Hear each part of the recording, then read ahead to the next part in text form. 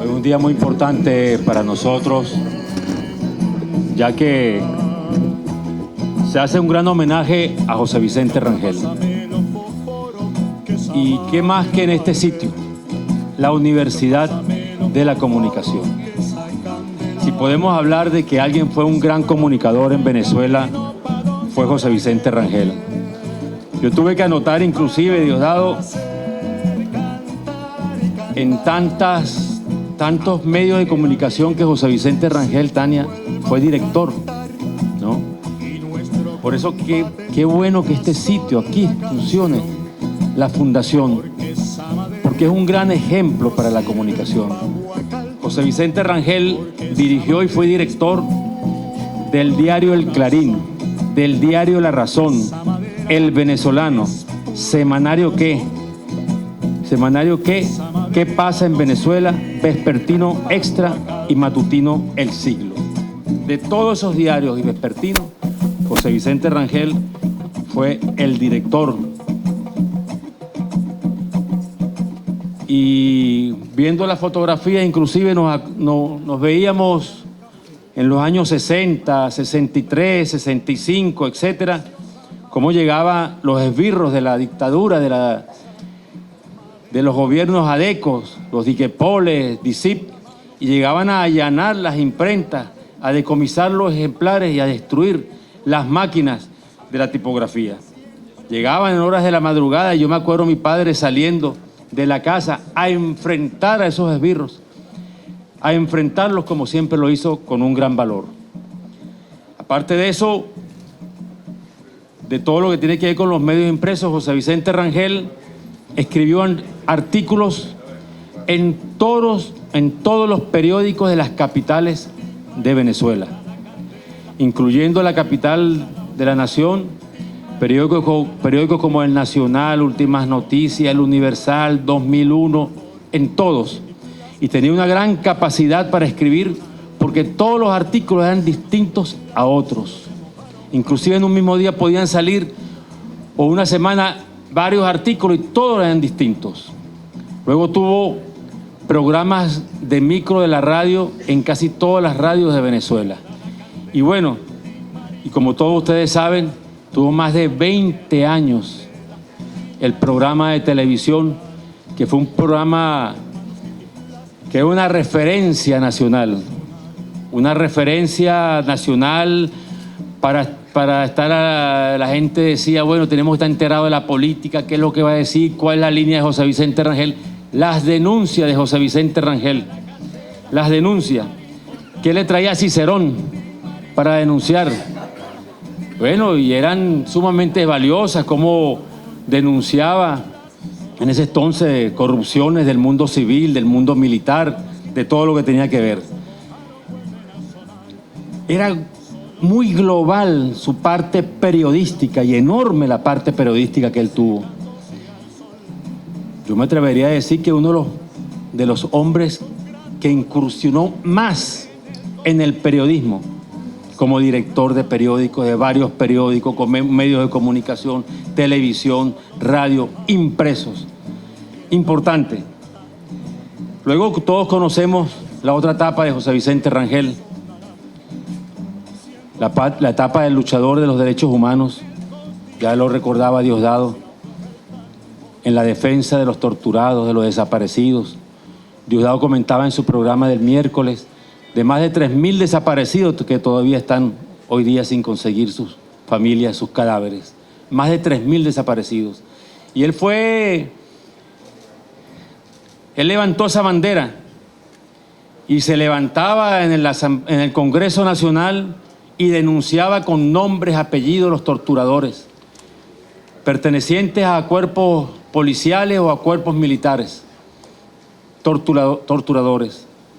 Sitios donde se torturaban, los teatros de operaciones, la cantidad de desaparecidos, hombres y mujeres que nunca aparecieron. Todavía las familias buscan sus cadáveres. Triste página de la historia que no podemos dejar de olvidar. Esto es la memoria, para que no volvamos más nunca al pasado, ni volvamos a apoyar gobiernos como esos tenemos que mantener viva la memoria de José Vicente Rangel y de otros hombres luchadores en Venezuela.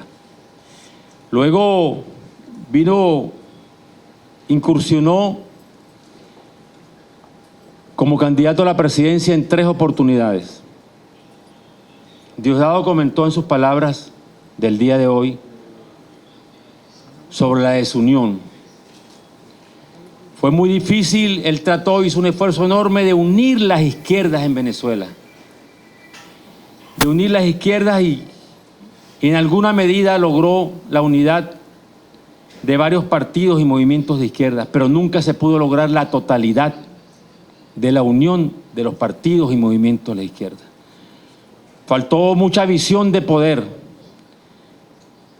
entre otras cosas. Y muchas de esas personas que no quisieron nunca ir con la unión de la izquierda, esas personas traicionaron más adelante y se fueron a la acera del enemigo con sus perseguidores, sí señor. Y nunca entendieron a Chávez. Y ellos nunca entendieron que Chávez es un militar, porque denigraban que había venido de las Fuerzas Armadas. Ellos decían que como un militar iba a gobernar Venezuela y ellos no estaban dispuestos a apoyar a un hombre sin ningún tipo de cultura. Y por eso se fueron con sus perseguidores a la acera del frente. 3 veces candidato a la República. Pero se sembró la semilla. Se sembró la semilla de lo que bien muchos apoyamos luego a nuestro presidente Chávez en su candidatura y en su presidencia. Y después de las candidaturas presidenciales pasó a la parte del periodismo y de allí lo llamó Chávez para participar en el gobierno, como canciller, como ministro de Defensa, primer ministro de Defensa Civil, sí señor, y como vicepresidente. Realmente es un hombre que tiene una gran historia. Yo rápidamente quiero leer un párrafo que le escribió Orlando Araujo en el libro Expediente Negro, que es el famoso libro donde él investiga la muerte de un luchador tan importante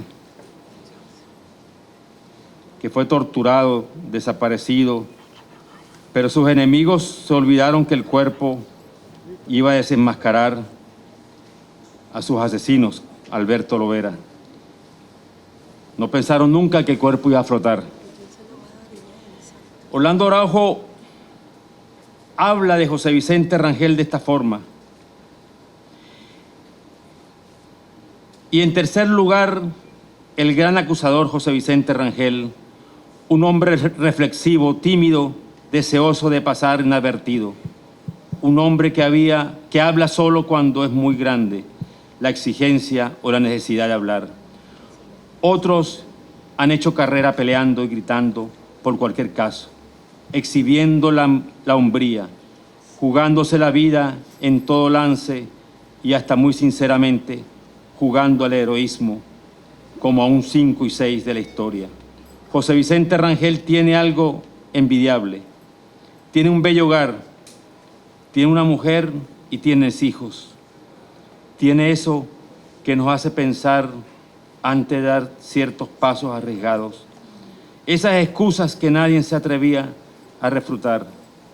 Y si le damos para no tomar parte en ciertos compromisos, tiene en fin un seguro de vida tranquilo y digna, sustentada sobre una base de lucha y sacrificio contra la dictadura. Y sin embargo, José Vicente Rangel, ante aquella situación de los valores donde no existen medias tintas, asumió la responsabilidad de denunciar el crimen, de investigarlo y de acusar a los culpables. Ante las más difíciles situaciones, ante las amenazas, ante el miedo de quienes debieran estar en sus propias trincheras, Yo no he visto vacilar a este hombre sereno a prueba de amenazas y de provocaciones. Si no fueran porque he visto entretenerse ante las madres y hermanas y novias de los desaparecidos, si no fuera porque he visto retar a las más soberbias potestades de las más insolentes policías, si no fuera porque muy a solas este hombre se angustia al mismo tiempo que combate. Yo diría que estamos ante un ejemplar insensible cuya temeridad se debe precisamente a esta condición de no sentir. Solo que frente a aquellas manifestaciones, frente a su extrema sensibilidad y frente a su anhelo de entregarse a la vida sencilla y feliz del hogar que ha sabido construir y al haberse lanzado sin miedo, sin retórica, sin vacilación y sin detenerse a pensar en lo que suele llamarse consecuencias prácticas, indica para mí y para todos que estamos ante un hombre que ha sabido dar un sentido a la existencia y que sentiría asco de ser un hombre si pasaran en silencio, no solo ante el cadáver de Lovera, sino ante todo lo que este crimen significa. José Vicente Rangel no es propiamente un símbolo, sino una lección.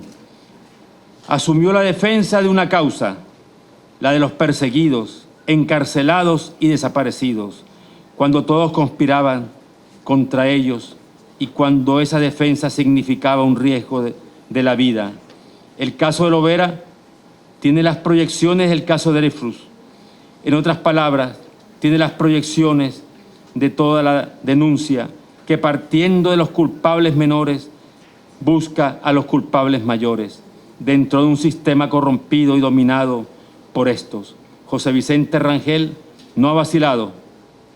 Hoy precisamente porque los asesinos de Lovera siguen gobernando, José Vicente se ha constituido en el defensor de los débiles y perseguidos, y con aquella desconcertante serenidad, siempre arriesgándolo todo, vida, mujer e hijos.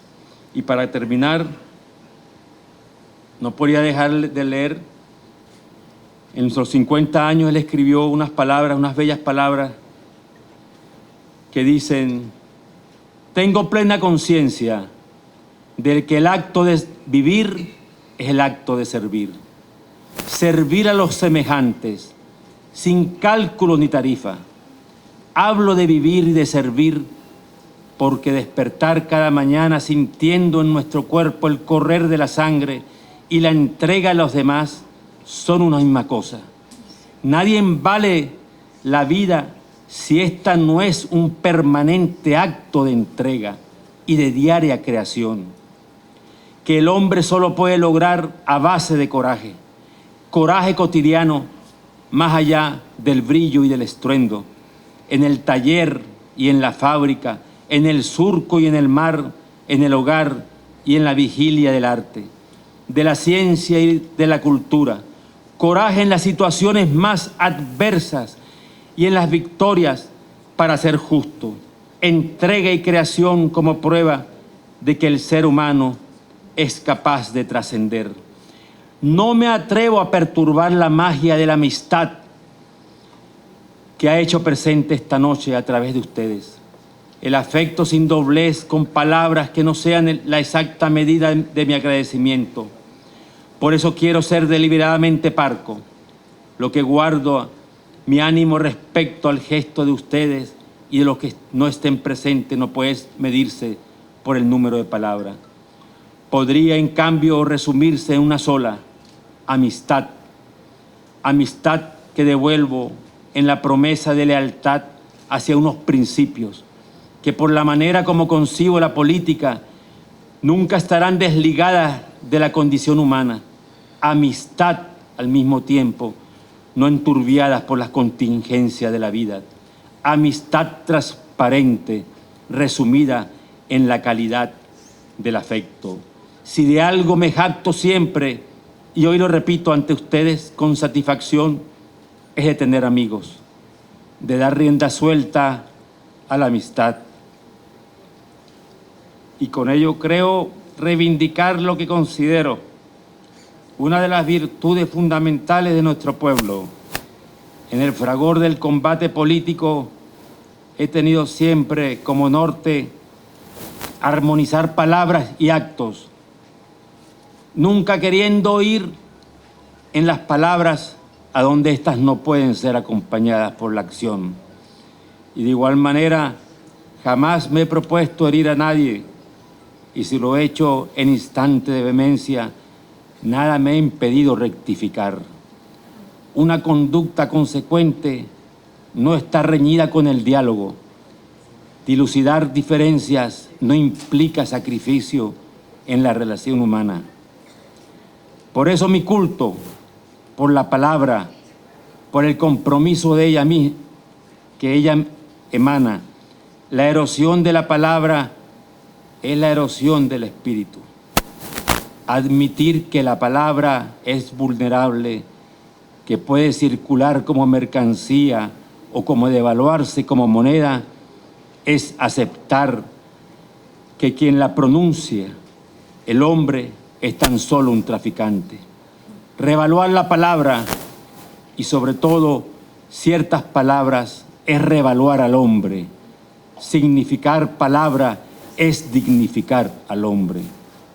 Pero hombre y palabra no podrán ser redimidos sino a través de un ejercicio de lealtad. La palabra rescatada a base de consecuencia y de fe, sobre todo ciertas palabras como tolerancia, lealtad, como ha sucedido aquí esta noche, es prueba inequívoca de que los viejos poderes de la amistad suelen ser más eficaces que muchas teorías poderosas. Poderes de la amistad que sirven para invocar a los amigos idos, entre otros Salvador de la Plaza, defensor de la patria frente al imperio, Aquiles Nazoa, temerario de la luz y del ingenio, Fabricio Ojeda, el del alegre coraje, y Salvador Allende, la dignidad civil y el valor personal al servicio de una idea hasta el sacrificio, cuya memoria está unida al triunfo futuro de Chile democrático. Aprovecho también la oportunidad para confirmar ante ustedes la visión optimista que tengo de la vida. Con optimismo arribo a esta edad. Con optimismo seguiré luchando por lo que creo hasta tener aliento. Optimismo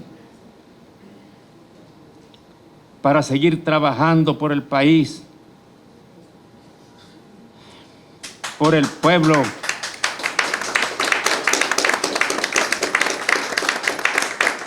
por las ideas que profeso, madurados a lo largo del recorrido para entender las complejidades de nuestra sociedad y asumirlas con amplitud necesaria.